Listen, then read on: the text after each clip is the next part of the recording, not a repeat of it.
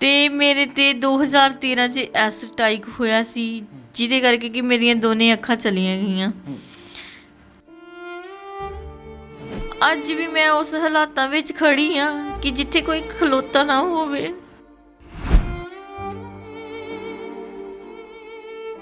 और ना ही कोई खलो सके वो हालातां विच कि जिहदी जिंदगी हनेरा बन जावे।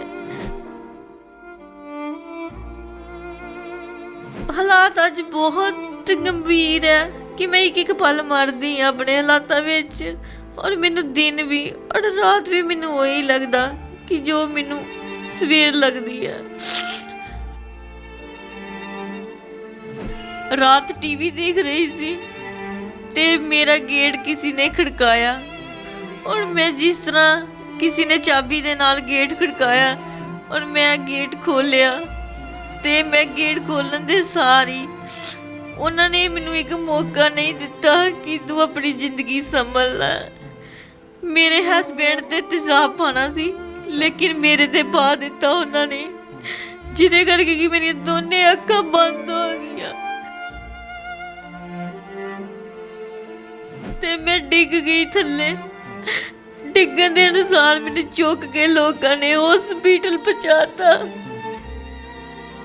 हुण तक मैं 30-35 हॉस्पिटल इंडिया च दिखा चुकी हाँ कि जिथे तक मेरी रोशनी नहीं आई, क्योंकि मेरी अक्खां दी रोशनी जा चुकी थी। ਨਹੀਂ ਉਹ ਫਿਰ ਉਹ ਬੰਦਿਆਂ ਨੂੰ ਸਜ਼ਾਵਾਂ ਹੋਈਆਂ, ਕਿਵੇਂ ਉਹ ਕੇਸ ਲੜਿਆ, ਫਿਰ ਤੁਸੀਂ ਕਿਵੇਂ ਕੋਰਟਾਂ ਕਚਹਿਰੀਆਂ ਤੱਕ ਪਹੁੰਚੇ? ਉਹਨਾਂ ਦੇ ਕੇਸ ਕੀਤਾ ਕਿ ਮੈਨੂੰ ਥੋੜੇ ਬਹੁਤੇ ਪੈਸੇ ਦੇ ਦਿਓ ਮੈਂ ਇਲਾਜ ਕਰਵਾ ਲਾਂ, ਪਰ ਉਹਨਾਂ ਨੇ ਮੈਨੂੰ ਇੱਕ ਪੈਸਾ ਨਹੀਂ ਦਿੱਤਾ ਇਲਾਜ ਕਰਾਉਣ ਵਾਸਤੇ।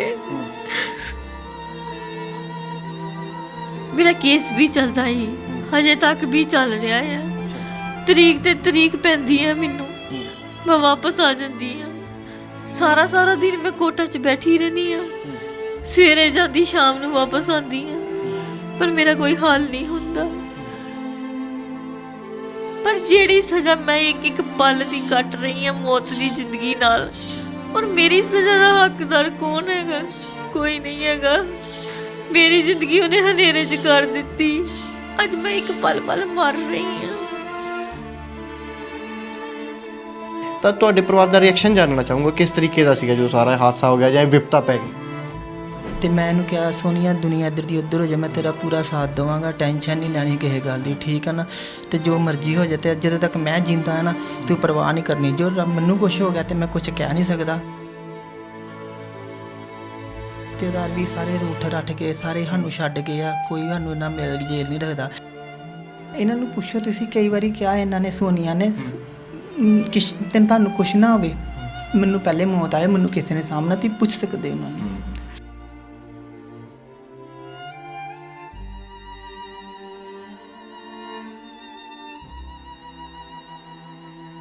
ਸਤਿ ਸ਼੍ਰੀ ਅਕਾਲ, ਹਮਦਰਦ ਟੀਵੀ ਦੇਖ ਰਹੇ ਦਰਸ਼ਕਾਂ ਦਾ ਸਵਾਗਤ ਹੈ। ਮੈਂ ਹਾਂ ਸੁਖਵਿੰਦਰ ਸਿੰਘ।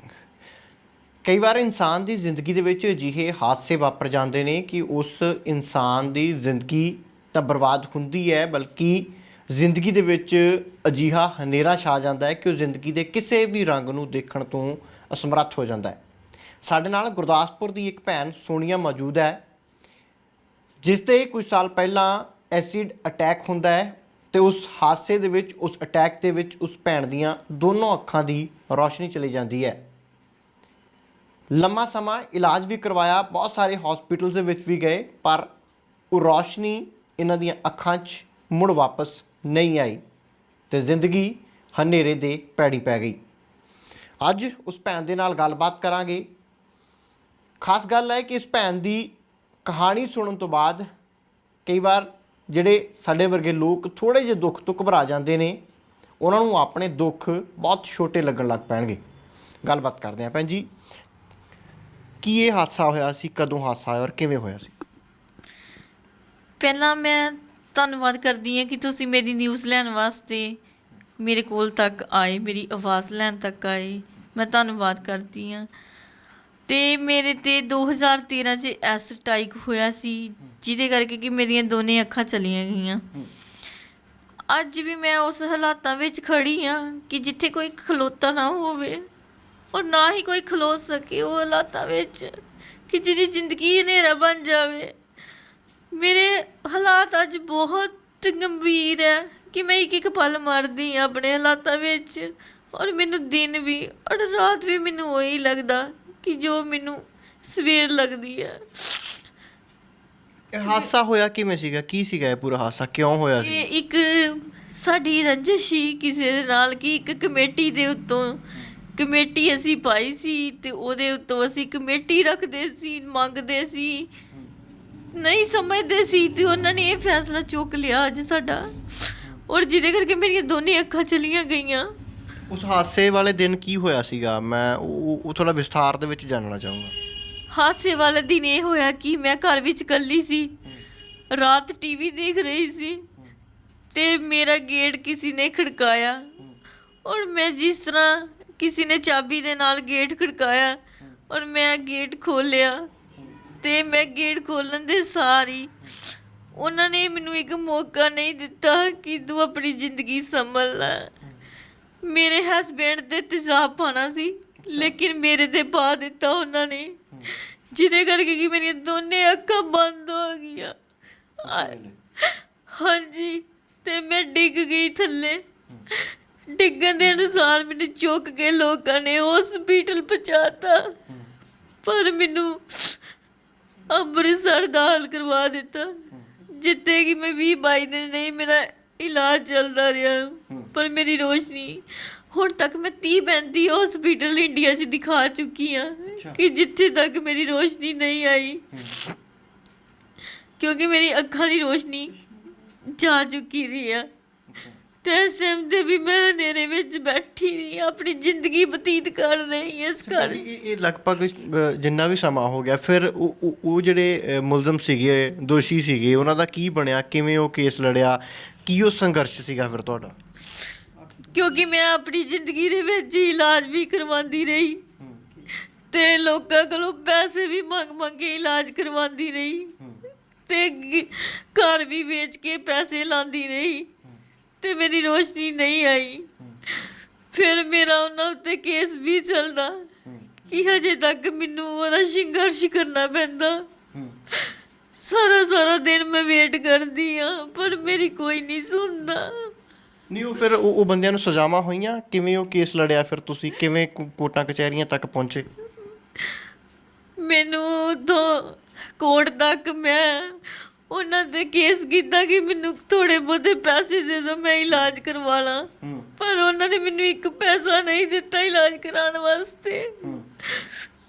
ਤੇ ਮੈਂ ਕੋਟਾ ਵਿੱਚ ਕੇਸ ਲਾਇਆ, ਚੰਡੀਗੜ੍ਹ ਵੀ ਲਾਇਆ, ਗੁਰਦਾਸਪੁਰ ਵੀ ਲਾਇਆ, ਪਰ ਮੇਰਾ ਕੋਈ ਹੱਲ ਨਹੀਂ ਹੋਇਆ। ਮੈਂ ਬੇਨਤੀ ਕਰਦਾ ਥੋੜਾ ਜਿਹਾ ਚੁੱਪ ਕਰਕੇ ਗੱਲ ਸੁਣੋਗੇ ਤਾਂ ਦਰਸ਼ਕ ਤੁਹਾਡੀ ਗੱਲ ਜਿਹੜੇ ਆਸਾਨੀ ਦੇ ਨਾਲ, ਮੈਨੂੰ ਪਤਾ ਹੈ ਦੁੱਖ ਜਿਹੜਾ ਹੈ ਉਹ ਹੰਝੂਆਂ ਰਾਹੀਂ ਬਿਆਨ ਹੁੰਦਾ ਹੈ, ਪਰ ਮੈਂ ਥੋੜ੍ਹੀ ਜਿਹੀ ਬੇਨਤੀ ਹੈ ਮੇਰੀ, ਕਿਉਂਕਿ ਦਰਸ਼ਕ ਤੁਹਾਡੀ ਗੱਲ ਸਮਝ ਨਹੀਂ ਪਾਉਣਗੇ ਆਸਾਨੀ ਦੇ ਨਾਲ, ਸਮਝਣ ਦੇ ਵਿੱਚ ਦਿੱਕਤ ਹੋਊਗੀ। ਉਹ ਕੇਸ ਫਿਰ ਕਿਵੇਂ ਲੜਿਆ? ਕਿਵੇਂ ਸੰਘਰਸ਼ ਕੀਤਾ ਉਹਨਾਂ ਨੂੰ ਸਜ਼ਾਵਾਂ ਦਿਵਾਉਣ ਦੇ ਵਿੱਚ? ਸਜ਼ਾਵਾਂ ਹੋਈਆਂ ਉਹਨਾਂ ਨੂੰ? ਉਹਨਾਂ ਨੂੰ ਮੈਂ ਸਜ਼ਾ ਤਾਂ ਕਰਵਾ ਦਿੱਤੀ 20 ਸਾਲ ਦੀ। ਮੇਰਾ ਕੇਸ ਵੀ ਚੱਲਦਾ ਹੀ ਹਜੇ ਤੱਕ ਵੀ ਚੱਲ ਰਿਹਾ ਆ। ਤਰੀਕ ਤੇ ਤਰੀਕ ਪੈਂਦੀ ਆ ਮੈਨੂੰ, ਮੈਂ ਵਾਪਸ ਆ ਜਾਂਦੀ ਆ। ਸਾਰਾ ਦਿਨ ਮੈਂ ਕੋਟਾ 'ਚ ਬੈਠੀ ਰਹਿੰਦੀ ਆ, ਸਵੇਰੇ ਜਾਂਦੀ ਸ਼ਾਮ ਨੂੰ ਵਾਪਸ ਆਉਂਦੀ ਆ, ਪਰ ਮੇਰਾ ਕੋਈ ਹੱਲ ਨਹੀਂ ਹੁੰਦਾ। ਮੇਰੀਆਂ ਅੱਖਾਂ ਦੇ ਹਾਲਾਤ ਵੀ ਉਹੋ ਜਿਹੇ ਆ। ਕੰਪਨਸੇਸ਼ਨ ਦਾ ਕੇਸ ਲਾਇਆ ਹੁਣ ਤੁਸੀਂ? ਜੋ ਹਰਜਾਨਾ ਉਹਨਾਂ ਨੂੰ ਨਾਲ ਹੋਣਾ ਚਾਹੀਦਾ ਸੀ, ਜਿਹਦੇ ਵਿੱਚ ਤੁਹਾਡੀ ਜ਼ਿੰਦਗੀ ਰਿਕਵਰੀ ਪਾਈ ਸੀ ਅਸੀਂ, ਪਰ ਹਜੇ ਤੱਕ ਉਹ ਕਹਿੰਦੇ ਕਿ ਉਹਨਾਂ ਕੋਲ ਕੋਈ ਪ੍ਰੋਪਰਟੀ ਨਹੀਂ ਹੈਗੀ, ਅਸੀਂ ਕੀ ਕਰ ਸਕਦੇ ਹਾਂ। ਕੋਈ ਵੀ ਜੱਜ ਇਹੀ ਗੱਲ ਕਹਿੰਦਾ ਕਿ ਉਹਨਾਂ ਦੀ ਪ੍ਰੋਪਰਟੀ ਅਟੈਚ ਕਰਵਾਓ, ਉਹਨਾਂ ਕੋਲ ਕੁਝ ਨਿਕਲਦਾ ਹੀ ਨਹੀਂ ਆ, ਤੇ ਪ੍ਰੋਪਰਟੀ ਕਿਵੇਂ ਅਟੈਚ ਕਰਾਈ ਜਾਏਗੀ? ਪਰ ਉਹ ਤੇ ਸਜ਼ਾ ਕੱਟ ਰਿਹਾ ਆ, ਪਰ ਜਿਹੜੀ ਸਜ਼ਾ ਮੈਂ ਇੱਕ ਪਲ ਦੀ ਕੱਟ ਰਹੀ ਹਾਂ ਮੌਤ ਦੀ ਜ਼ਿੰਦਗੀ ਨਾਲ, ਔਰ ਮੇਰੀ ਸਜ਼ਾ ਦਾ ਹੱਕਦਾਰ ਕੌਣ ਹੈਗਾ? ਕੋਈ ਨਹੀਂ ਹੈਗਾ। ਮੇਰੀ ਜ਼ਿੰਦਗੀ ਉਹਨੇ ਹਨੇਰੇ 'ਚ ਕਰ ਦਿੱਤੀ। ਅੱਜ ਮੈਂ ਇੱਕ ਪਲ ਮਰ ਰਹੀ ਹਾਂ। ਮੇਰੀ ਉਮਰ 35 ਸਾਲ ਹੈ ਕਿ ਮੈਂ ਤੇ ਮੇਰਾ ਹਸਬੈਂਡ ਦੋਨੇ ਜਣੇ ਆਪਣੇ ਘਰ ਵਿੱਚ ਗੁਜ਼ਾਰਾ ਕਰਦੇ ਆ। ਕਿਸ ਤਰ੍ਹਾਂ ਟਾਈਮ ਕੱਢਦੇ ਆ ਕਿ ਉਹ ਸਾਡੀ ਜ਼ਿੰਦਗੀ ਦਾ ਕਿਸੇ ਨੂੰ ਕੋਈ ਨਹੀਂ ਪਤਾ। ਭੁੱਖੇ ਵੀ ਸੋਈਦਾ, ਪਿਆਸੇ ਵੀ ਸੋਈਦਾ, ਇਹ ਜ਼ਿੰਦਗੀ ਨੂੰ ਹਨੇਰੇ ਵਿੱਚ ਲੈ ਕੇ, ਔਰ ਕੋਟਾਂ 'ਚ ਵੀ ਜਾਈਦਾ। ਮੇਰਾ ਸੰਘਰਸ਼ ਇਹੀ ਹੈ ਕਿ ਮੈਨੂੰ ਜ਼ਿੰਦਗੀ 'ਚ ਹਨੇਰੇ ਵਿੱਚ ਹੋ ਗਈ ਹਾਂ ਮੈਨੂੰ ਕੁਝ ਚੰਗਾ ਨਹੀਂ ਲੱਗਦਾ ਆਪਣੀ ਜ਼ਿੰਦਗੀ ਪਰ ਵਿੱਚ। ਤੁਹਾਨੂੰ ਹੌਸਲਾ ਤਾਂ ਰੱਖਣਾ ਪਊਗਾ। ਜੇ ਇੰਨਾ ਲੰਬਾ ਸਮਾਂ ਸੰਘਰਸ਼ ਕੀਤਾ ਹੈ, ਉਹਨਾਂ ਲੋਕਾਂ ਨੂੰ ਸਜ਼ਾਵਾਂ ਵੀ ਦਵਾਈਆਂ ਨੇ, ਤਾਂ ਅੱਗੇ ਵੀ ਆਪਣੀ ਜ਼ਿੰਦਗੀ ਦੇ ਲਈ ਸੰਘਰਸ਼ ਕਰਨ ਦੇ ਲਈ ਜੇ ਇੰਨਾ ਹੌਸਲਾ ਦਿਖਾਇਆ ਤਾਂ ਹੌਸਲਾ ਤੁਹਾਨੂੰ ਬੁਲੰਦ ਰੱਖਣਾ ਚਾਹੀਦਾ ਹੈ। ਕਦੀ ਨੈਗੇਟਿਵ ਨਹੀਂ ਸੋਚਣਾ ਚਾਹੀਦਾ ਹੈ, ਕਿਉਂਕਿ ਤੁਹਾਡੇ ਵੱਲ ਦੇਖ ਕੇ ਬਹੁਤ ਸਾਰੇ ਲੋਕਾਂ ਦੇ ਵਿੱਚ ਹਿੰਮਤ ਵੀ ਆਈ ਹੋਊਗੀ ਵੀ ਕਾਨੂੰਨ ਤੌਰ ਦੇ ਉੱਤੇ ਅਸੀਂ ਜਿਹੜੇ ਸਾਡੇ ਦੁਸ਼ਮਣ ਬਣ ਜਾਂਦੇ ਨੇ ਉਹਨਾਂ ਨੂੰ ਸਜ਼ਾਵਾਂ ਕਿਵੇਂ ਦਿਵਾਉਣੀਆਂ ਨੇ। ਤੁਹਾਡੇ ਹਸਬੈਂਡ ਦੇ ਨਾਲ ਗੱਲਬਾਤ ਕਰਦੇ ਹਾਂ। ਭਾਜੀ ਕੀ ਨਾਂ ਤੁਹਾਡਾ? ਜੀ ਮੇਰਾ ਕਿਸ਼ਨ ਲਾਲ ਜੀ। ਕਿਸ਼ਨ ਜੀ, ਕਿਵੇਂ ਜ਼ਿੰਦਗੀ ਚੱਲ ਰਹੀ ਹੈ? ਕਿਵੇਂ ਤੁਸੀਂ ਕੀ ਕੰਮ ਕਰਦੇ ਹੋ? ਸਰ ਮੈਂ ਕੰਮ ਮਾੜਾ ਮੋਟਾ ਕਰਦਾ ਸੀ ਤੇ ਹੋਟਲ ਤੇ ਕਰਦਾ ਹੁੰਦਾ ਸੀ। ਜਦੋਂ ਉਹਦਾ ਅਟੈਕ ਹੋਇਆ ਤੇ ਮੈਂ ਕਾਰੋਬਾਰ ਕੋਈ ਨਹੀਂ ਕਰਦਾ ਤੇ ਇਹ ਨਾ ਆਪਣੇ ਆਪ ਨੂੰ ਬਹੁਤ ਹਨੇਰਾ ਸਮਝ ਬੈਠੇ ਆਪਣੀ ਜ਼ਿੰਦਗੀ ਨੂੰ। ਤੇ ਔਰ ਮੈਂ ਕੰਮ ਤੇ ਜਾਣਾ ਤੇ ਸੁਸਾਈਡ ਕਰਨ ਦੀ ਕੋਸ਼ਿਸ਼ ਕਰਦੀ ਆ ਤੇ ਬਹੁਤ ਰੋਂਦੇ ਆ ਆਪਣੇ। ਮੈਂ ਕਿੱਥੇ ਜਾਣਾ ਇਹਨਾਂ ਨੂੰ ਡਰ ਲੱਗਦਾ ਤੇ ਹੁਣ ਤੇ ਮੈਂ ਇਹਨਾਂ ਨਾਲ ਹੀ ਆਪਣੀ ਸਾਰੀ ਜ਼ਿੰਦਗੀ ਬਤੀਤ ਕਰੇ ਕਰਦਾ। ਤੇ ਮੈਂ ਇਹਨੂੰ ਕਿਹਾ ਸੋਨੀਆ ਦੁਨੀਆ ਇੱਧਰ ਦੀ ਉੱਧਰ ਹੋ ਜਾਏ, ਮੈਂ ਤੇਰਾ ਪੂਰਾ ਸਾਥ ਦੇਵਾਂਗਾ, ਟੈਨਸ਼ਨ ਨਹੀਂ ਲੈਣੀ ਕਿਸੇ ਗੱਲ ਦੀ, ਠੀਕ ਹੈ ਨਾ? ਤੇ ਜੋ ਮਰਜ਼ੀ ਹੋ ਜਾਏ ਤੇ ਜਦੋਂ ਤੱਕ ਮੈਂ ਜਿੰਦਾ ਹੈ ਨਾ ਤੂੰ ਪਰਵਾਹ ਨਹੀਂ ਕਰਨੀ। ਜੋ ਮੈਨੂੰ ਕੁਛ ਹੋ ਗਿਆ ਤੇ ਮੈਂ ਕੁਛ ਕਹਿ ਨਹੀਂ ਸਕਦਾ, ਪਰ ਤੂੰ ਹੌਸਲਾ ਨਹੀਂ ਹਾਰਨਾ। ਮੈਂ ਇਹਨੂੰ ਸ਼ਾਬਾਸ਼ ਕਹਿੰਦਾ, ਮੈਂ ਮੇਰੇ ਕਰਕੇ ਤੂੰ ਕਿਸੇ ਗੱਲੋਂ ਚਿੰਤਾ ਨਾ ਕਰਿਆ ਕਰ, ਮੈਂ ਤੇਰੇ ਨਾਲ ਹੈਗਾ। ਤੇ ਸਰ ਜਿੱਥੋਂ ਤੱਕ ਵੀ ਮੈਂ ਨਾ ਪੂਰੀ ਵਾਹ ਲਾਈ ਆ, ਮੇਰੇ ਰਿਸ਼ਤੇਦਾਰ ਵੀ ਸਾਰੇ ਰੂਠ ਰੱਠ ਕੇ ਸਾਰੇ ਸਾਨੂੰ ਛੱਡ ਗਏ ਆ। ਕੋਈ ਸਾਨੂੰ ਇੰਨਾ ਮਿਲ ਜੇਲ ਨਹੀਂ ਰੱਖਦਾ, ਕਿਉਂਕਿ ਸਾਡੀ ਜ਼ਿੰਦਗੀ 'ਚ ਕਿ ਤੂਫਾਨ ਹੀ ਇਹੋ ਜਿਹਾ ਆ ਗਿਆ ਦਾ। ਤੁਹਾਨੂੰ ਪਤਾ ਜਿਹਦੀ ਯਾਰ ਅੱਖਾਂ ਹੈਗੀ ਨਹੀਂ ਚੱਲ ਜਾਂਦੀਆਂ ਉਹ ਸਮਝ ਲਓ ਬੰਦਾ ਮਰਿਆ ਹੀ ਬਰਾਬਰ ਹੁੰਦਾ ਆ। ਇਹਨਾਂ ਨੂੰ ਸਰ ਨਾ ਰੋਟੀ ਲੱਭਦੀ, ਨਾ ਚਾਹ ਲੱਭਦੀ, ਨਾ ਪਾਣੀ ਲੱਭਦੀ। ਸਾਰਾ ਘਰ ਦਾ ਕੰਮ ਮੈਂ ਹੀ ਕਰਨਾ, ਰੋਟੀ ਪਾਣੀ ਇਹਨਾਂ ਨੂੰ ਮੈਂ ਹੀ ਖਵਾਉਣਾ ਆ। ਤੇ ਮੇਰੀ ਖੁਦ ਦੀਆਂ ਲੱਤਾਂ ਵੀ ਖਰਾਬ ਜਿਹੀਆਂ ਹੋ ਗਈਆਂ ਪਿੱਛੇ ਜੀ। ਮੈਂ ਆਪਰੇਟ ਕਰਾਇਆ ਆਪਣੀ ਲੱਤਾਂ ਦਾ ਤੇ ਫਿਰ ਵੀ ਮੈਂ ਪਰਵਾਹ ਨਹੀਂ ਕਰਦਾ। ਮੇਰੇ ਦਰਦ ਵੀ ਹੁੰਦੀ ਆ, ਮੈਂ ਇਹਨੂੰ ਆਪਣਾ ਕੋਈ ਦੁੱਖ ਨਹੀਂ ਦੱਸਦਾ, ਕਿਉਂਕਿ ਇਹਦਾ ਬਹੁਤ ਵੱਡਾ ਦੁੱਖ ਆ। ਜਨਾਨੀ ਮੇਰੀ ਬਾਅਦ 'ਚ ਆ, ਪਹਿਲੇ ਇਨਸਾਨੀਅਤ ਆ। ਕਿਉਂਕਿ ਇਹ ਭਾਜੀ ਚਲਦੀ ਜ਼ਿੰਦਗੀ 'ਚ ਕੁਛ ਵੀ ਕਿਸੇ ਨਾਲ ਹੋ ਸਕਦਾ। ਤੇ ਮੈਂ ਸੋਨੀਆ ਨੂੰ ਇਹੀ ਕਿਹਾ, ਸੋਨੀਆ ਤੂੰ ਕਿਸੇ ਗੱਲ ਦੀ ਫਿਕਰ ਨਹੀਂ ਕਰਨੀ, ਸਾਡਾ ਸਰ ਕੋਈ ਬਾਲ ਬੱਚਾ ਨਹੀਂ ਹੈਗਾ। ਤੇ ਮੈਂ ਅੱਜ ਤੱਕ ਇਹਨਾਂ ਨੂੰ ਕਿਸੇ ਗੱਲੋਂ ਤੰਗ ਨਹੀਂ ਕੀਤਾ। ਮੈਂ ਕਿਹਾ ਮੈਨੂੰ ਕੁਛ ਨਹੀਂ ਚਾਹੀਦਾ, ਮੈਂ ਤੇਰੀ ਪੂਰੀ ਸੇਵਾ ਕਰਾਂਗਾ। ਤੇ ਇਹਨਾਂ ਨੂੰ ਤੁਸੀਂ ਪੁੱਛ ਵੀ ਸਕਦੇ ਹੋ ਕਿਸੇ ਗੱਲ ਦੀ ਕਮੀ ਆ, ਜਿਹੜੀ ਕੋਈ ਵੀ ਚੀਜ਼ ਕਹਿੰਦੀ ਮੈਨੂੰ ਲਿਆ ਕੇ ਦੇ, ਮੈਨੂੰ ਬਣਾ ਕੇ ਦੇ, ਖਾਣੀ ਆ ਮੈਂ ਕਹਿੰਦਾ ਕੋਈ ਗੱਲ ਨਹੀਂ, ਮੈਂ ਦਿੰਦਾ ਤੈਨੂੰ ਜਿੱਥੋਂ ਮਰਜ਼ੀ ਦੇਵਾਂ। ਤੇ ਸਾਥ ਇਹ ਜ਼ਿੰਦਗੀ ਦਾ ਸਾਥ ਜੋ ਫੇਰੇ ਲਏ ਸੀ, ਜੋ ਆਪਾਂ ਆਪਣੇ ਗੁਰੂ ਦੇ ਵਿੱਚ ਅਰਦਾਸਾਂ ਕੀਤੀਆਂ ਸੀਗਾ, ਇਕੱਠੇ ਸੀਗੇ, ਉਹ ਅੱਜ ਵੀ ਪਿਆਰ ਉਵੇਂ ਬਰਕਰਾਰ ਹੈ। ਕਦੀ ਸਾਥ ਛੱਡਣ ਨੂੰ ਤਾਂ ਨਹੀਂ ਕਦੀ ਮਨ ਡੋਲਿਆ ਜਾਂਦਾ? ਕਦੀ ਸਰ ਮੈਂ ਕਦੀ ਮਨ ਨਹੀਂ ਡੋਲਦਾ ਸਰ। ਇਹ ਇਤਨਾ ਕਾ ਅਜੇ 7-8 ਮਹੀਨੇ ਹੋ ਗਿਆ ਟੱਕਰਾਂ ਮਾਰਦੀ ਸਿਰ ਨੂੰ ਕੰਧਾਂ ਨਾਲ। ਮੈਂ ਖੁਦ ਕਾਰੀਗਰ ਬੰਦਾ, ਮੈਂ ਆਪਣਾ ਸਾਰਾ ਭਾਜੀ ਕੰਮ ਛੱਡਤਾ ਇਹਨਾਂ ਕਰਕੇ। ਸਿਰਫ ਮੈਂ ਕੋਈ ਗੱਲ ਨਹੀਂ, ਮਰਜ਼ ਵੇਖਦਾ ਪਿਆ ਆ, ਜੋ ਕਰੇਗਾ ਠੀਕ ਕਰੇਗਾ। ਮੈਂ ਇਹਨਾਂ ਨੂੰ ਇਹੀ ਕਹਿਣਾ, ਸੋਨੀਆ ਤੂੰ ਕਿਸੇ ਦੀ ਚਿੰਤਾ ਨਾ ਕਰ, ਤੇਰਾ ਕੋਈ ਨਹੀਂ ਨਾ ਬਣੇਗਾ ਤਾਂ ਮੈਂ ਜਦੋਂ ਤੱਕ ਤੇਰੇ ਨਾਲ ਆ, ਤੂੰ ਟੈਨਸ਼ਨ ਨਹੀਂ ਲੈਣੀ ਕਿਸੇ ਗੱਲ ਦੀ। ਤੁਹਾਡੇ ਪਰਿਵਾਰ ਦਾ ਕੀ ਰਿਐਕਸ਼ਨ ਸੀਗਾ? ਇਹ ਹਾਦਸਾ ਹੋ ਗਿਆ, ਤੁਸੀਂ ਵੀ ਕੰਮ ਕਾਰ ਛੱਡ ਦਿੱਤਾ, ਘਰ ਬਹਿ ਗਏ, ਫਿਰ ਤੁਹਾਡੇ ਪਰਿਵਾਰ ਦਾ ਕਿਸ ਤਰੀਕੇ ਦਾ ਰਿਐਕਸ਼ਨ ਸੀ? ਕਿਉਂਕਿ ਪਰਿਵਾਰਾਂ ਦੇ ਵਿੱਚ ਥੋੜ੍ਹੀ ਬਹੁਤੀ ਵੀ ਗੱਲ ਹੋ ਜੇ ਤਾਂ ਕਈ ਵਾਰ ਸਾਰੇ ਪਰਿਵਾਰ ਮਾੜੇ ਨਹੀਂ ਹੈ, ਤੁਹਾਡਾ ਪਰਿਵਾਰ ਵੀ ਚੰਗਾ ਹੈ, ਉਹ ਵੀ ਚੰਗਾ ਹੋਊਗਾ। ਤਾਂ ਤੁਹਾਡੇ ਪਰਿਵਾਰ ਦਾ ਰਿਐਕਸ਼ਨ ਜਾਣਨਾ ਚਾਹੂੰਗਾ, ਕਿਸ ਤਰੀਕੇ ਦਾ ਸੀਗਾ ਜਦੋਂ ਸਾਰਾ ਹਾਦਸਾ ਹੋ ਗਿਆ ਜਾਂ ਵਿਪਤਾ ਪੈ ਗਈ? ਦੇਖੋ ਜੀ ਆਪਾਂ ਘਰੋਂ ਗਰੀਬ ਫੈਮਿਲੀ ਆ ਸਾਰੀ, ਤੇ ਘਰੋਂ ਗਰੀਬ ਫੈਮਿਲੀ ਆ ਤੇ ਸ਼ੁਰੂ ਤੋਂ ਮੈਂ ਮਿਹਨਤ ਕਰਦਾ ਰਿਹਾ, ਸਭ ਕੁਝ ਕਰਦਾ ਰਿਹਾ। ਤੇ ਜਦੋਂ ਮੇਰੇ ਨਾਲ ਇਹ ਹਾਦਸਾ ਹੋ ਗਿਆ, ਜਿਹੜੇ ਥੋੜ੍ਹੇ ਬਹੁਤੇ ਮੇਰੇ ਭੈਣ ਭਰਾ ਮਿਲਦੇ ਰਹੇ, ਉਹਨਾਂ ਨੇ ਸੋਚਿਆ ਹੁਣ ਤੇ ਇਹਦਾ ਸਾਰਾ ਕੰਮ ਖਰਾਬ ਆ, ਨਾ ਸਾਡੇ ਕਿਸੇ ਤੇ ਆਂਦਾ ਜਾਂਦਾ ਤੇ ਕੋਈ ਲੈਣਾ ਦੇਣਾ ਨਹੀਂ। ਹੌਲੀ ਹੌਲੀ ਸਭ ਪਿੱਛੇ ਹਟ ਗਏ। ਜਦੋਂ ਮੈਨੂੰ ਪਤਾ ਲੱਗ ਹੀ ਜਾਂਦਾ, ਜਦੋਂ ਇਨਸਾਨ ਨੂੰ ਪਤਾ ਲੱਗ ਜਾਂਦਾ ਉਦੋਂ ਬੰਦਾ ਫਿੱਕਾ ਪੈ ਜਾਂਦਾ। ਤੇ ਸਰ ਫਿਰ ਸਾਰਿਆਂ ਨੇ ਛੱਡ ਦਿੱਤਾ ਤੇ ਆਪਾਂ ਵੀ ਫਿਰ ਇਹਨਾਂ ਕਰਕੇ ਛੱਡ ਦਿੱਤਾ ਸਾਰਿਆਂ ਨੂੰ। ਮੈਂ ਫਿਰ ਇਸ ਕਰਕੇ ਛੱਡਿਆ, ਮੈਂ ਕਿਹਾ ਨਹੀਂ ਇਹ ਮਤਲਬ ਮੈਂ ਸਾਰਿਆਂ ਨੂੰ ਪਿੱਛੇ ਪਾਤਾ ਇਹਨਾਂ ਕਰਕੇ, ਕਿਉਂਕਿ ਪਹਿਲੇ ਜਿਹੜੇ ਮੈਂ ਫੇਰੇ ਲਏ ਆ ਪਹਿਲੇ ਮੇਰੇ ਵਾਸਤੇ ਉਹ ਆ, ਬਾਕੀ ਸਾਰੀਆਂ ਗੱਲਾਂ ਬਾਅਦ 'ਚ ਜੀ। ਇਲਾਜ ਕਹਿੰਦੇ ਬਹੁਤ ਕਰਵਾਇਆ, ਬਹੁਤ ਹਸਪੀਟਲਾਂ ਦੇ ਵਿੱਚ ਲੈ ਕੇ ਗਏ ਤੁਸੀਂ? ਸਰ ਮੈਂ ਹੁਣ ਤੱਕ ਆਪਣੇ ਰੱਬ ਤੁਹਾਡਾ ਭਲਾ ਕਰੇ, ਮੇਰੇ ਕੋਲ ਡਾਕੂਮੈਂਟ ਪਏ ਆ 30 ਹਸਪੀਟਲ। ਸਰ ਮੈਂ ਦਿੱਲੀ ਦਿਖਾਇਆ ਇਹਨਾਂ ਨੂੰ, 2-3 ਹਸਪੀਟਲ ਆ, MS ਆ, ਦਰਿਆਗੰਜ ਸ਼ਰੋਫ ਹਸਪੀਟਲ ਆ, ਤੇ ਆਪਣੇ ਹੈਦਰਾਬਾਦ LV ਪ੍ਰਸਾਦ ਹਸਪੀਟਲ ਆ, 3 ਦਿਨ ਦਾ ਰਸਤਾ ਆ। ਔਰ ਪਠਾਨਕੋਟ CM DM ਆਪਣੇ ਜਲੰਧਰ, ਮਤਲਬ ਘੱਟੋ ਘੱਟ ਵੀ ਮੈਂ 30 ਹਸਪੀਟਲ ਨੂੰ ਦਿਖਾਤਾ। ਔਰ ਉੱਥੇ ਮੈਂ ਕਈ ਵਾਰੀ ਜਾ ਚੁੱਕਿਆ ਆ। ਤੇ ਇੱਥੋਂ ਤੱਕ ਭਾਜੀ ਆਪਾਂ ਭੀਖ ਮੰਗ ਕੇ ਲੋਕਾਂ ਕੋਲ ਗਰਾਈਆਂ ਕਰ ਕਰਕੇ ਤੇ ਗਏ ਆ। ਤੇ ਲੋਕਾਂ ਦੇ ਗਰਾਈਆਂ ਵੀ ਮੈਨੂੰ ਦਿੱਤੀਆਂ। ਸਾਰਿਆਂ ਦਾ ਰੱਬ ਨਹੀਂ ਮਰਿਆ ਹੁੰਦਾ। ਜਿਹੜੇ ਮੇਰੇ ਆਪਣੇ ਹੀ ਨਾ, ਉਹਨਾਂ ਨੇ ਮੈਨੂੰ ਕੁਛ ਨਹੀਂ ਦਿੱਤਾ। ਜਿਹੜੇ ਬਗਾਨੇ ਤੁਹਾਡੇ ਵਰਗੇ ਭਰਾ ਜਿਹੜੇ ਮੈਨੂੰ ਮਿਲਦੇ ਰਹੇ ਚੰਡੀਗੜ੍ਹ PGI 'ਚ, ਉਹ ਮੈਨੂੰ ਕਈ ਵਾਰੀ ਮਦਦ ਕਰ ਦਿੰਦੇ ਰਹੇ, ਕਹਿੰਦੇ ਇਹਦਾ ਦੁੱਖ ਦੇਖ ਕੇ, ਤੇ ਉਹਨਾਂ ਨੇ ਸਰ ਮੈਨੂੰ ਥੋੜਾ ਬਹੁਤਾ ਜੋ ਵੀ ਦਿੱਤਾ ਗਰਾਈਆਂ ਕਰ ਕਰਕੇ ਚਲੋ ਉੱਥੇ ਕਰਵਾ ਦਿੰਦੇ ਰਹੇ। ਹਾਂਜੀ। ਅੱਛਾ, ਮਨ ਦੇ ਵਿੱਚ ਕਦੀ ਐ ਹੌਸਲਾ ਤਾਂ ਨਹੀਂ ਹਾਰੇ ਤੁਸੀਂ ਵੀ ਮੈਂ ਕਿੰਨੀ ਕੁ ਜਦੋਜਹਿਦ ਕਰਾਂ? ਕਈ ਵਾਰ ਆਪਾਂ ਅਕਸਰ ਦੇਖਦੇ ਹਾਂ ਪਰਿਵਾਰਾਂ ਦੇ ਵਿੱਚ ਇਹ ਰਿਸ਼ਤੇ ਜਿਹੜੀਆਂ ਤੰਦਾਂ ਕੱਚੀਆਂ ਦਿਖਦੀਆਂ ਨੇ ਕਈ ਵਾਰ। ਇਹ ਸਰ ਹਰ ਬੰਦੇ ਦਾ ਇੱਕ ਆਪਣਾ ਆਪਣਾ ਨੇਚਰ ਹੈਗਾ ਆ, ਕੋਈ ਕਿਸੇ ਤਰ੍ਹਾਂ ਸੋਚਦਾ, ਕੋਈ ਕਿਸੇ ਤਰ੍ਹਾਂ ਸੋਚਦਾ।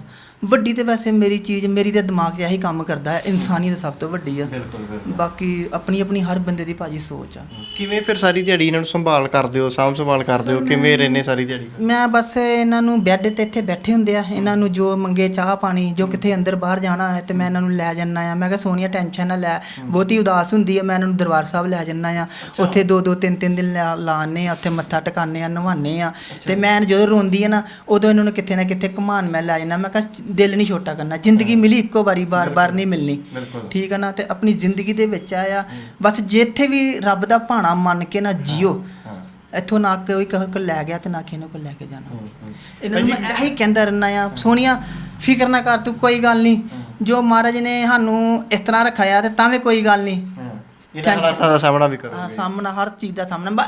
ਭਾਜੀ ਮੈਂ ਅਜੇ ਵੀ ਨਹੀਂ ਡੋਲਦਾ, ਮੈਨੂੰ ਇਹ ਨਹੀਂ ਮੇਰਾ ਬੱਚਾ ਨਹੀਂ ਪਰਮਾਤਮਾ ਮੈਨੂੰ ਦਿੱਤਾ, ਕੱਲ ਨੂੰ ਮੇਰਾ ਦੁਨੀਆ 'ਚ ਨਾ ਖਤਮ ਹੋਏ ਨਾ, ਕੋਈ ਗੱਲ ਨਹੀਂ ਹੈਗਾ। ਕਈ ਸਾਡੇ ਤੋਂ ਵੀ ਦੁਖੀ ਹੈਗੇ, ਕਈ ਮਾਇਆਦਾਰ ਦੁਖੀ ਆ, ਆਪਾਂ ਤੇ ਇੱਕ ਫੁੱਦੂ ਜਿਹੇ ਬੰਦੇ ਆ, ਮਤਲਬ ਸਾਡੀ ਤੇ ਕੋਈ ਇੰਨੀ ਕੁਆਲੀਫਿਕੇਸ਼ਨ ਨਹੀਂ ਹੈਗੀ। ਕਈ ਭਾਜੀ ਬੜੇ ਬੜੇ ਇਹੋ ਜਿਹੇ ਹੈਗੇ ਆ। ਤੇ ਸਰ ਮੈਂ ਇਹਨਾਂ ਨੂੰ ਇਹੀ ਕਹਿਣਾ, ਮਤਲਬ ਤੂੰ ਸੋਨੀਆ ਚਿੰਤਾ ਨਹੀਂ ਕਰਨੀ ਕਿਸੇ ਗੱਲ ਦੀ, ਹਰ ਪਾਸੇ ਮੈਂ ਤੇਰੇ ਨਾਲ ਖਲੋਤਾ ਆ। ਬਿਲਕੁਲ ਬਿਲਕੁਲ। ਇਹ ਪਤੀ ਪਤਨੀ ਦਾ ਅਜਿਹਾ ਰਿਸ਼ਤਾ ਹੈ, ਅਜਿਹੀਆਂ ਤੰਦਾਂ ਨੇ ਜੋ ਬਹੁਤ ਬਹੁਤ ਗੂੜੀਆਂ ਨੇ। ਇਹ ਸ਼ਾਇਦ ਕਈ ਵਾਰ ਪੈਸੇ ਵਾਲੇ ਪਰਿਵਾਰਾਂ ਦੇ ਵਿੱਚ ਵੀ ਇੰਨਾ ਪਿਆਰ ਕਈ ਵਾਰ ਦੇਖਣ ਨੂੰ ਨਹੀਂ ਮਿਲਦਾ, ਰਿਸ਼ਤੇ ਟੁੱਟਣ ਲੱਗਿਆ ਪਲ ਭਰ ਲੱਗਦੇ ਨੇ, ਪਰ ਇਹ ਗੂੜਾ ਰਿਸ਼ਤਾ ਹੈ ਵੀ ਅੱਜ ਇਸ ਹਾਲਾਤ ਦੇ ਵਿੱਚ ਵੀ ਪਤਨੀ ਦਾ ਸਾਥ ਨਹੀਂ ਛੱਡ ਰਿਹਾ ਔਰ ਹੌਸਲਾ ਦੇ ਰਿਹਾ। ਕੀ ਕਹਿਣਾ ਚਾਹੁੰਦੇ ਹੋ? ਇਹਨਾਂ ਨੂੰ ਪੁੱਛੋ ਤੁਸੀਂ, ਕਈ ਵਾਰੀ ਕਿਹਾ ਇਹਨਾਂ ਨੇ, ਸੋਨੀਆ ਨੇ, ਤੁਹਾਨੂੰ ਕੁਛ ਨਾ ਹੋਵੇ, ਮੈਨੂੰ ਪਹਿਲੇ ਮੌਤ ਆਏ, ਮੈਨੂੰ ਕਿਸੇ ਨੇ ਸਾਹਮਣਾ ਤੇ ਪੁੱਛ ਸਕਦੇ ਉਹਨਾਂ ਨੂੰ। ਅੱਛਾ, ਤੁਹਾਨੂੰ ਜੀ ਠੀਕ ਹੈ, ਮੈਂ ਮੰਨ ਗਿਆ ਉਹ ਗੱਲ ਨੂੰ, ਸਾਰੀ ਦੁਨੀਆ ਵੀ ਦੇਖ ਰਹੀ ਹੈ, ਬਹੁਤ ਵੱਡਾ ਦੁੱਖ ਹੈ ਇਹ ਜ਼ਿੰਦਗੀ ਦੇ ਵਿੱਚ ਹਨੇਰਾ ਹੈ ਔਰ ਇਸ ਜ਼ਿੰਦਗੀ ਨੂੰ ਹੰਡਾਉਣਾ ਬਹੁਤ ਔਖਾ ਕੰਮ ਹੈ। ਗੱਲਾਂ ਦੇ ਵਿੱਚ ਕਰਨੀਆਂ ਸੌਖੀਆਂ ਨੇ, ਪਰ ਇਸ ਚੀਜ਼ ਨੂੰ ਹੰਡਾਉਣਾ ਬਹੁਤ ਔਖਾ ਹੈ। ਪਰ ਤੁਹਾਨੂੰ ਖੁਸ਼ੀ ਨਹੀਂ ਹੁੰਦੀ ਇੱਦਾਂ ਦੇ ਹਸਬੈਂਡ ਮਿਲੇ ਨੇ, ਇੱਦਾਂ ਦਾ ਇੱਕ ਪਤੀ ਮਿਲਿਆ ਜਿਹੜਾ ਅੱਜ ਹਰ ਸੈਕਿੰਡ ਦੇ ਵਿੱਚ ਤੁਹਾਡਾ ਖਿਆਲ ਰੱਖਦਾ? ਨਹੀਂ, ਮੈਨੂੰ ਖੁਸ਼ੀ ਤਾਂ ਮੈਨੂੰ ਬਹੁਤ ਮਿਲਦੀ ਆ, ਬਹੁਤ ਮਿਲਦੀ ਆ ਖੁਸ਼ੀ ਕਿ ਮੈਨੂੰ ਚੰਗੇ ਇਨਸਾਨ ਮਿਲੇ ਆ ਕਿ ਮੈਨੂੰ ਸਾਂਭ ਰਹੇ ਆ। ਇੰਨਾ ਕੋਈ ਵੀ ਕਿਸੇ ਦਾ ਨਹੀਂ ਕਰਦਾ ਕਿ ਜੋ ਅੱਜ ਮੇਰੇ ਹਾਲਾਤਾਂ ਵਿੱਚ ਮੈਨੂੰ ਸਾਂਭ ਰਹੇ ਆ। ਚਲੋ ਮੇਰੀਆਂ ਅੱਖਾਂ ਨਹੀਂ ਹੈ ਦੇਖਣ ਵਾਲੀਆਂ, ਪਰ ਮੇਰਾ ਮਾਲਕ ਦੇਖਦਾ ਮੈਨੂੰ ਕਿ ਮੈਂ ਉਹਦੀ ਕਚਹਿਰੀ ਵਿੱਚ ਜਾ ਕੇ ਇਨਸਾਫ ਦੇਣਾ।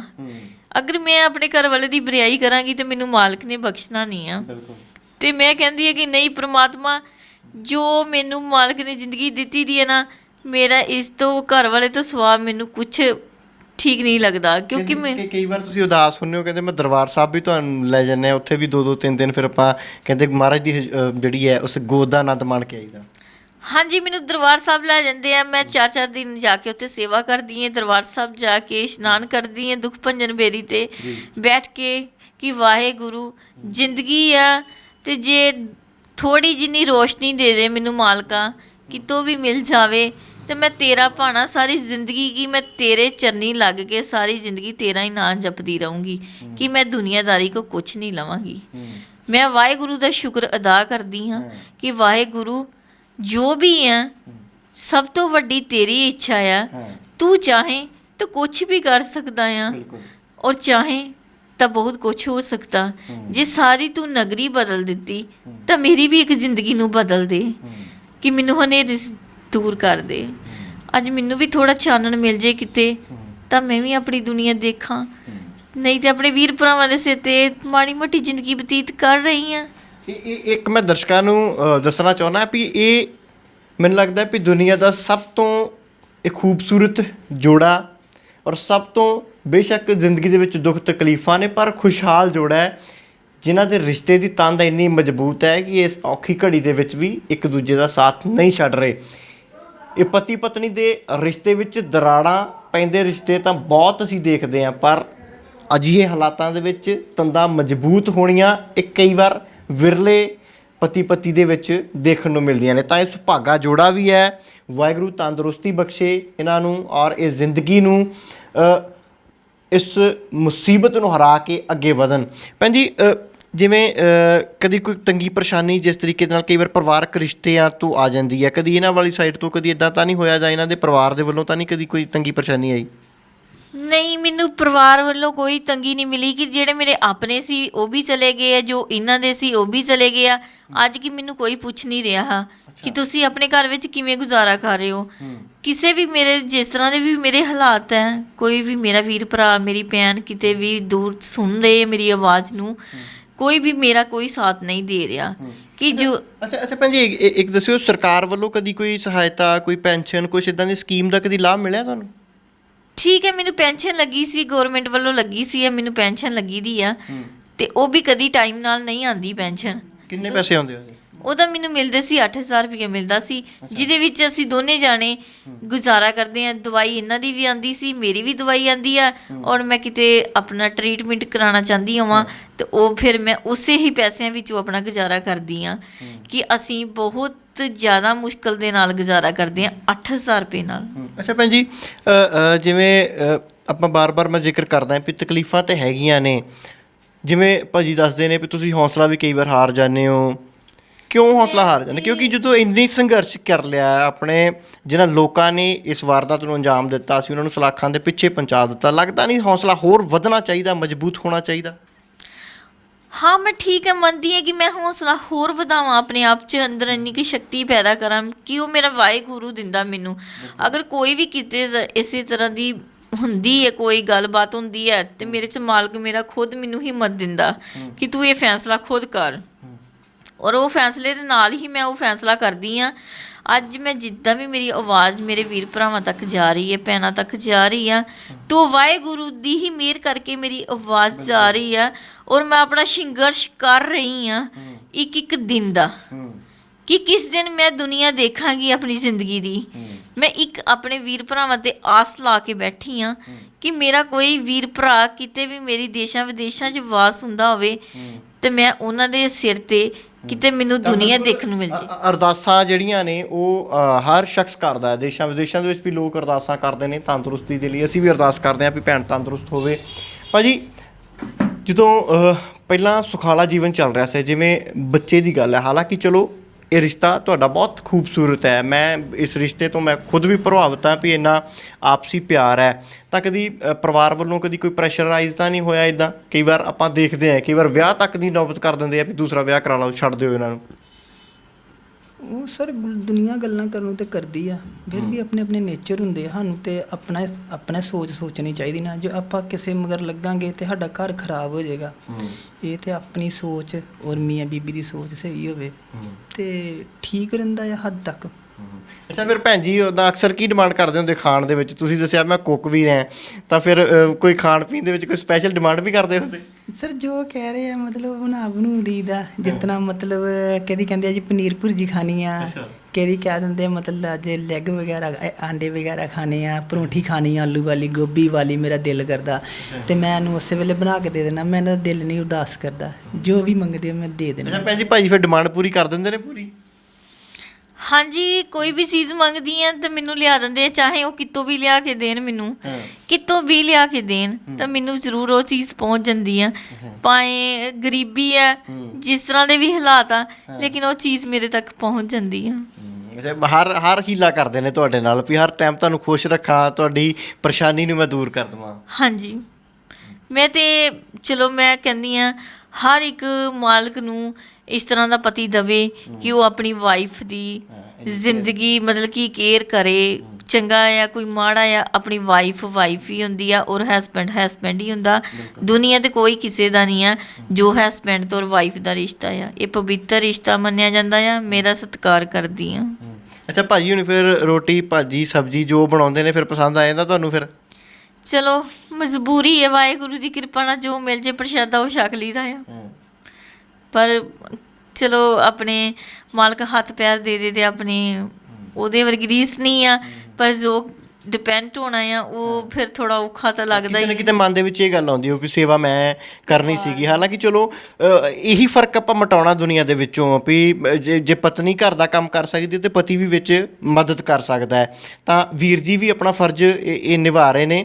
ਤਾਂ ਮਨ ਦੇ ਵਿੱਚ ਥੋੜਾ ਬਹੁਤ ਕਈ ਵਾਰ ਆਉਂਦਾ ਹੋਊਗਾ ਨਾ ਵੀ ਮੈਂ ਇਹਨਾਂ ਦੀ ਸੇਵਾ ਕਰਨੀ ਹੈ ਜਾਂ ਮੈਂ ਇਹਨਾਂ ਨੂੰ ਬਣਾ ਕੇ ਮੈਂ ਖਵਾਉਣਾ। ਇਹੀ ਸੋਚਦੀ ਹਾਂ ਘਰ ਵਿੱਚ ਬੈਠੀ ਬੈਠੀ, ਹੁਣ ਵੀ ਮੇਰੇ ਹਾਲਾਤਾਂ ਵਿੱਚ ਮੈਂ ਇਹੀ ਸੋਚਦੀ ਹਾਂ ਕਿ ਵਾਹਿਗੁਰੂ ਮੇਰੀ ਤੂੰ ਸੇਵਾ ਲਾਈ ਦੀ ਹੈ, ਇਹ ਨਹੀਂ ਸੇਵਾ ਲਾਣੀ ਚਾਹੀਦੀ ਸੀ ਕਿ ਜਿਹੜੀ ਮੈਂ ਖੁਦ, ਮੈਨੂੰ ਮਾਲਕ ਨੇ ਹੱਥ ਪੈਰ ਦਿੱਤੇ ਨੇ, ਮੈਂ ਖੁਦ ਸੇਵਾ ਕਰਾਂ। ਪਰ ਮੈਂ ਨਹੀਂ ਚਾਹੁੰਦੀ ਕਿ ਮੇਰੇ ਹਸਬੈਂਡ ਮੇਰੀ ਸੇਵਾ ਕਰਨ। ਮੈਂ ਖੁਦ ਚਾਹੁੰਦੀ ਹਾਂ ਕਿ ਮਾਲਕ ਮੈਨੂੰ ਰੋਸ਼ਨੀ ਦੇਵੇ ਤੇ ਮੈਂ ਉਹਨਾਂ ਨੂੰ ਖੁਦ ਖਾਣਾ ਬਣਾ ਕੇ ਖਿਲਾਵਾਂ। ਅੱਛਾ ਭਾਜੀ, ਤੁਸੀਂ ਦੱਸਦੇ ਸੀ ਕਿ ਵੀ ਇੱਕ ਵਾਰੀ ਆਪਰੇਟ ਵੀ ਕਰਵਾਉਣ ਦੀ ਕੋਸ਼ਿਸ਼ ਕੀਤੀ ਅੱਖ ਦੀ, ਹੈ ਨਾ? ਉਹਦੇ ਵਿੱਚ ਫਿਰ ਕਿੰਨਾ ਕੁ ਰਿਜ਼ਲਟ ਕੀ ਮਿਲਿਆ? ਸਰ ਹੁਣ ਤੱਕ ਤੇ ਇਹਨਾਂ ਦੇ 13 ਆਪਰੇਸ਼ਨ ਹੋ ਚੁੱਕੇ ਆ ਤੇ 14 ਆਪਰੇਸ਼ਨ ਹੋ ਗਿਆ। 3-4 ਚੰਡੀਗੜ੍ਹ ਹੋਏ ਆ, ਹੈਦਰਾਬਾਦ ਹੋਏ ਆ, ਅੰਮ੍ਰਿਤਸਰ ਹੋਏ ਆ। ਤੇ ਮਤਲਬ ਬੜੇ ਆਪਰੇਸ਼ਨ, ਬੜਾ ਦੁੱਖ ਝੱਲਿਆ ਇਹਨਾਂ ਨੇ ਜ਼ਿੰਦਗੀ 'ਚ, ਬਹੁਤ ਦੁੱਖ ਝੱਲਿਆ। ਮਤਲਬ ਫਿਰ ਵੀ ਆਪਣੀ ਜ਼ਿੰਦਗੀ 'ਚ ਹੈ ਤੇ ਪਰੇਸ਼ਾਨ ਹੈਗੇ ਆ। ਪਰ ਮੈਂ ਇਹਨੂੰ ਇਹੀ ਕਹਿਣਾ, ਸੋਨੀਆ ਤੂੰ ਕਿਸੇ ਗੱਲ ਦੀ ਟੈਨਸ਼ਨ ਨਾ ਲਿਆ ਕਰ, ਮੈਂ ਤੇਰੇ ਨਾਲ ਆ, ਮੈਂ ਤੇਰੇ ਨਾਲ ਆ। ਹੋਰ ਮੈਂ ਇਸ ਤੋਂ ਅੱਗੇ ਕੀ ਕਰ ਸਕਦਾ? ਹਰ ਟਾਈਮ ਫਿਰ ਨਾਲ ਹੀ ਰਹਿੰਦੇ ਹੋ? ਕਿਤੇ ਬਾਹਰ ਆਉਣਾ ਜਾਣਾ ਵੀ ਹੋਵੇ ਤਾਂ ਫਿਰ ਤੁਹਾਨੂੰ ਮਨ ਦੀ ਪਰੇਸ਼ਾਨੀ ਰਹਿੰਦੀ ਹੋਊਗੀ, ਘਰੇ ਕੋਈ ਪਰੇਸ਼ਾਨੀ ਨਾ ਆ ਜਾਵੇ ਪਿੱਛੋਂ? ਸਰ ਉਹ ਕਿਤੇ ਥੋੜਾ ਬਹੁਤਾ ਮੈਂ ਜਾਵਾਂ ਮਾੜਾ ਮੋਟਾ ਕੋਈ ਸਮਾਨ ਸਮੂਨ ਲੈਣ ਤੇ ਧਿਆਨ ਮੇਰਾ ਪਿੱਛੇ ਰਹਿੰਦਾ, ਕੁਝ ਕਰ ਲੈਣ ਕਿਤੇ ਕੋਈ ਆਪਣਾ ਨੁਕਸਾਨ ਨਾ ਕਰ ਲੈਣ, ਦਿਖਦਾ ਨਹੀਂ ਨਾ ਹੈਗਾ। ਮਤਲਬ ਤੇ ਕਈ ਵਾਰੀ ਸੋਚਦੇ ਸੁਸਾਈਡ, ਆਪਣੇ ਸੁਸਾਈਡ ਕਰਨ ਦੀ ਕੋਸ਼ਿਸ਼ ਵੀ ਕਰਦੇ ਆ ਤੇ ਮੈਂ ਇਹਦਾ ਧਿਆਨ ਹੀ ਰੱਖਦਾ। ਮੈਂ ਕਿਹਾ ਨਾ ਸੋਨੀਆ ਇਹੋ ਜਿਹਾ ਕੰਮ ਨਾ ਕਰਿਆ ਕਰ। ਵਾਹਿਗੁਰੂ ਨੇ ਮੈਨੂੰ ਏਦਾਂ ਦੀ ਜ਼ਿੰਦਗੀ ਦਿੱਤੀ ਸੀ, ਪਰ ਮੇਰੇ ਕੋਲ ਇਹ ਜ਼ਿੰਦਗੀ ਬਤੀਤ ਨਹੀਂ ਹੁੰਦੀ। ਸਹੀ ਪੁੱਛੋ ਤੇ ਇਹ ਜ਼ਿੰਦਗੀ ਨਹੀਂ ਪਰ ਬਤੀਤ। ਸਾਡੀ ਭੈਣ ਜੀ ਅਪੀਲ ਇਹੀ ਹੈ, ਵਾਹਿਗੁਰੂ ਦਾ ਤੁਸੀਂ ਵਿਸ਼ਵਾਸ ਰੱਖਦੇ ਹੋ, ਦਰਬਾਰ ਸਾਹਿਬ ਜਾਂਦੇ ਹੋ, ਉੱਥੇ ਹਰ ਬੰਦੇ ਨੂੰ ਆਰਾਮ ਵੀ ਮਿਲਦਾ ਹੈ, ਅਰਦਾਸਾਂ ਬੇਨਤੀਆਂ ਵੀ ਪੂਰੀਆਂ ਹੁੰਦੀਆਂ।